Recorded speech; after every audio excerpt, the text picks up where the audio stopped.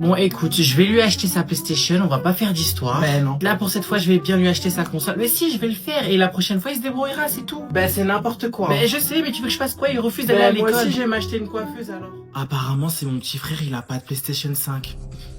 Allô? Non mais allô quoi? T'es un mec, t'as pas de PlayStation 5. Allô? Allô? Je sais pas, vous me recevez? T'es un mec, t'as pas de PlayStation 5. C'est comme si je te disais, t'es un mec et t'as pas de caleçon Calvin Klein. Bon, allez, sois gentil avec ta mère un peu. Mais comment ça, sois gentil? Je fais que ça d'être gentil avec toi, alors que lui, il te parle mal, il te traite mal, mais tu continues encore de tout lui acheter. Moi, tu m'achètes rien. Vas-y, frère. Bah, quoi, c'est vrai, il a 16 ans, toi, tu en as 17, il est petit, tu es une adulte, toi, donc arrête de dire qu'il est petit. Par contre, pourquoi tu parles de moi? Je parle de toi si je veux. Pourquoi tu parles de moi? Pourquoi tu parles de moi? T'as voulu t'attaquer à moi, là, c'est moi qui décide de ton sort. Eh, ton blaze, je vais le dire, j'ai la puissance, tu vas sortir aujourd'hui. Ça y est, tu m'as enlevé un petit kiff de 3 secondes. Je m'en fous. Tu sais c'est quoi le vrai kiff? Quand tu passes la porte. Aïe, aïe, aïe, aïe. Hasta luego. Ciao. Reviens pas. Inch'Allah. Petite question pour vous les gens. Comment vous faites pour souhaiter le meilleur à vos pires ennemis? Tu sais les gens qui disent oui, mais moi je lui veux aucun problème, genre je lui souhaite aucun mal, je lui souhaite le meilleur, qu'il réussisse dans sa vie, dans ses projets. Mais vous êtes malade mental ou c'est comment? Moi une personne me fait une dinguerie, mais jamais je lui souhaite le meilleur, gros. Je te souhaite que tu pleures, que tu souffres, que tu... Non, on va pas lui souhaiter la réanimation. Si, je lui souhaite la réanimation, carrément. Non mais attendez, c'est une dinguerie. Moi, vraiment, faut me dire comment vous faites. Quelqu'un qui me fait une dinguerie, y a pas de ouais, je te souhaite le meilleur, c'est tu me parles pas, tu fais ta vie. Après, je sais pas, peut-être c'est mon côté rancunier, je sais pas, mais je ne sais pas comment les gens font pour se dire que cette personne qui vous a fait tant de mal, je lui souhaite le mieux pour lui, pour l'avenir. Et comment ça, moi, je souhaite le meilleur aux gens? Tu me fais une dinguerie, gros, tu payes. Tu sais, c'est comme l'URSSAF, tu leur fais une dinguerie, l'URSSAF, tu déclares pas, entre guillemets. Bah, ils te font payer sale, avec des intérêts. Bah, moi, c'est pareil, je te mets des intérêts, gros, comme à la banque. Tu prends un crédit, bah voilà, tu payes ton crédit plus des intérêts, c'est normal. Après, je sais pas, après, peut-être, dites-moi si je suis le seul, mais ouais, peut-être je suis le seul, je sais pas, mais rassurez-moi, je suis pas le seul quand même. Parce que vraiment, sinon, c'est inquiétant.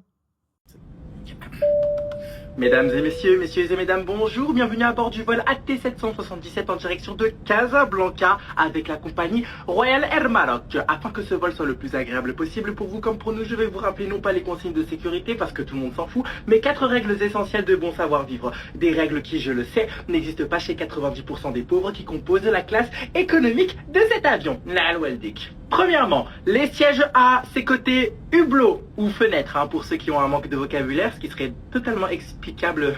Et les sièges C, ses côtés couloir. Couloir, d'accord? Donc si vous avez acheté un siège côté couloir au lieu d'un siège hublot, ce n'est pas notre problème. Veuillez donc cordialement ne pas venir nous casser les couilles avec cela. Merci Chocolat de Zef. Merci donc de ne pas venir nous faire chier. Deuxièmement, vous avez payé pour un siège en classe éco, donc vous recevrez le service de la classe éco et pas celui de la business class.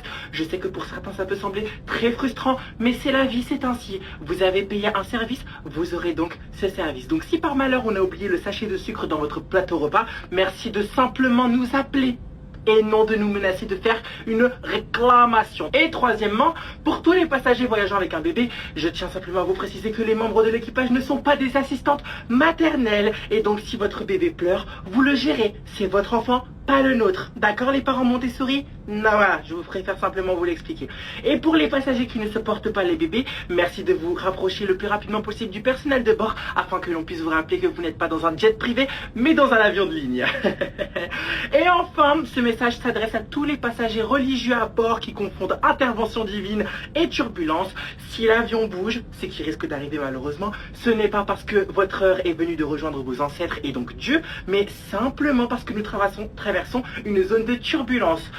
Ce qui veut donc dire que réciter le Coran ou n'importe quelle sourate qui le compose ne changera strictement rien. C'est le pilote qui conduit, pas l'ange Gabriel. Nous sommes donc sur le vol 777 et donc pour tous ceux qui sont fans de Netflix, je tiens simplement à vous rappeler que nous ne sommes pas dans un manifeste et que ce vol ne porte pas le numéro 828. Voilà. Le repas du jour sera viande de poulet. La Royal Air Maroc vous remercie pour votre confiance. Comme vous l'avez sûrement vu sur BFM Trou du cul, j'ai été condamnée à 40 ans de prison, dont 1 an ferme avec aménagement de peine sous bracelet électronique, ainsi que 5 ans de peine bref, t'as compris, avec exécution immédiate. Donc en gros, je pourrais plus vous influencer, je peux plus être influenceuse, on m'interdit de faire ce métier. Je sais pas pourquoi, c'est pas comme si vous m'écoutez ou vous écoutiez vos parents, alors qui suis-je moi pour vous dire quoi faire? Après les marques un peu témoigner, hein, vous êtes des pigeons. Après je vais pas vous le cacher, c'est un peu un rêve qui devient réalité, parce que j'ai toujours rêvé d'être condamnée. Je me suis dit mais qu'est-ce que ça fait d'être condamné en vrai en France? Et donc qui dit condamnation dit bracelet électrique, et qui dit bracelet électrique dit unboxing. Donc c'est un colis, attends, on enlève l'adresse hein, parce que bon, faudrait pas que vous veniez me cambrioler. Donc c'est un colis qui vient tout droit du ministère de la Justice. Ah, je suis trop excitée, putain sa mère. Allez, c'est parti. Donc c'est parti, on l'ouvre ensemble. Hein. Je l'ouvre toute seule, hein, vous avez juste à regarder, c'est pareil. Donc c'est comme ça ressemble à ça, un bracelet électronique. Je sais pas si vous voyez bien. Est-ce que vous voyez ça aussi? Donc ça doit être sur la cheville. Donc qui dit cheville dit la peau. Qui dit la peau dit peau sèche parce que j'ai toujours la peau sèche. Et qui dit peau sèche dit, attention, placement de produit, CeraVe. C'est parti pour l'hydratation. Donc je recule un peu, distance de sécurité, hein, d'accord, sécurité routière. Hop là. Donc c'est parti, on met un peu de crème, mais un peu. On met bien en profondeur. Voilà, et ensuite, on met le fameux cadeau. Tadam! Putain, mais c'est un rêve qui devient réalité. Bon, faut encore que les keufs ils viennent dans mon domicile pour l'activer parce que là, il est pas actif. Mais c'est trop stylé. Maman, on a un problème. Avec lui, il y a toujours un problème. Qu'est-ce qui se passe? Il y a ton fils qui a fait caca. Ah non. Et le pire, c'est qu'il a enlevé sa couche. J'étais en pleine session de lecture lorsque mon fils issu du premier mariage me dit que mon fils issu du 4e mariage a chié les fesses à l'air. Attends, donc si j'ai bien compris, il a réussi à retirer sa couche tout seul? Bah oui. Et tu n'as pas jugé nécessaire de me prévenir plus tôt? Non, mais j'ai jugé nécessaire que tu t'occupes de lui. Évidemment. En fait, j'étais juste venu lui dire que son fils avait chié une belle commission TVA 20% de ses compotes bio. Et c'est moi qu'elle blâme de ne pas m'occuper de lui. Bon, sinon tu peux aller le changer s'il te plaît avant qu'il salisse ma chambre. Et il a demandé à ce qu'on lui change la couche? Non. Alors on attend. Pas l'exemple même du parent Montessori. Elle est prête à laisser son fils dans la merde pour ne pas l'emmerder. Sans mauvais jeu de mots. Mais ton fils, il vient de chier une taxe d'habitation. Qu'est-ce que tu me racontes? Faut aller le changer, maman. Pas s'il ne donne pas son accord. Lui changer la couche sans son consentement reviendrait à faire une atteinte aux droits de l'homme et à sa vie privée. Je pourrais partir en prison s'il venait à porter plainte contre moi. Même s'il n'a que 2 ans. Et du coup, pour l'argent, c'est bon, on aura assez ou pas? Excusez-moi, mademoiselle. Non, je ne vous donnerai pas ma place. Mais je ne vous ai encore rien demandé. Je sais, c'est pour ça que j'ai anticipé. D'accord, je vois. Et sinon, maintenant, vous pouvez vous lever? Je viens de vous répondre. Et je ne suis pas satisfaite, dépêchez-vous. Si vous voulez, je peux vous laisser ma place. Hein. Non, c'est une conversation de femme à femme. De femme à vieille, vous voulez dire? Bon, écoutez-moi bien. Soit vous vous levez, soit je vais dire au conducteur que l'on a un problème. Un problème dont il en a certainement rien à foutre. Comment vous me parlez? Mais excusez-moi, c'est ma place. Et ici. ne me criez pas dessus. Non, ne lui criez pas dessus. Que quelqu'un arrête ce bus, pardi. Vous avez dit quoi? Pardi? C'est quoi ça encore? C'est la deuxième personne du singulier du verbe pardon? Tu pardi? Mais ma parole, cette génération, mais quelle honte. Non, vraiment, quelle honte. J'ai honte pour vous. Attends, c'est vous les vieux qui parlez? Les mêmes vieux qui coûtent tellement cher à l'État que même Macron, il a essayé de se débarrasser de vous avec le Covid? Alors là... Ne parle pas de ce que tu ne connais point. Retour à la ligne, ouvrez les guillemets. Madame, avec tout le respect que je vous dois, c'est-à-dire aucun, vous n'êtes pas notre mère. Ou grand-mère. Mère suffit largement, je te remercie. Kris Jenner a de la concurrence à se faire, hein, même si ça se voit pas sur mon visage. Et puis, j'ai envie de vous dire, hein, encore heureux que vous n'êtes pas mes enfants. Parce que si vous aviez été mes enfants, vous seriez à l'heure actuelle des enfants de la DAS. Hein. Lève-toi. Non. Bonjour, je suis venu justifier mes absences. Mais non, mais t'as pas vu la tasse, j'ai pas le temps. Mais c'est la CP qui m'a demandé de justifier aujourd'hui. Bah voyons, j'ai 45 ans, je suis surveillante et je fais encore des justificatifs d'absence. Non mais on est où sérieusement? Ton nom est ta classe, hein. Mon nom de famille c'est The Bee et classe de terminale 2. Ok, je t'ai trouvé. Oula! Oui, je sais, j'ai beaucoup d'absence. Non, mais attends, je n'ai encore rien dit. Attends, mais... Pourquoi il y a autant d'absences injustifiées? Bah, je sais pas moi, enfin, dans tous les cas... Waouh, c'est quoi ça?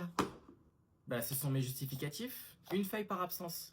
Rassure-moi, tu te fous de ma gueule. Enfin, tu te fous de moi, excuse-moi. J'oubliais encore que je suis en période d'essai. Mais pas du tout, je te connais même pas, je sais même pas qui t'es nouvelle en plus, ici ça se voit. Effectivement, ouais, je suis nouvelle. Mais dis-moi en attendant, comment tu comptes justifier tes 59 absences injustifiées? Bah, si je te dis que mon médecin traitant m'a donné 59 certificats médicaux. 59 certificats. Pourquoi pas? Pardon, mais t'as une leucémie?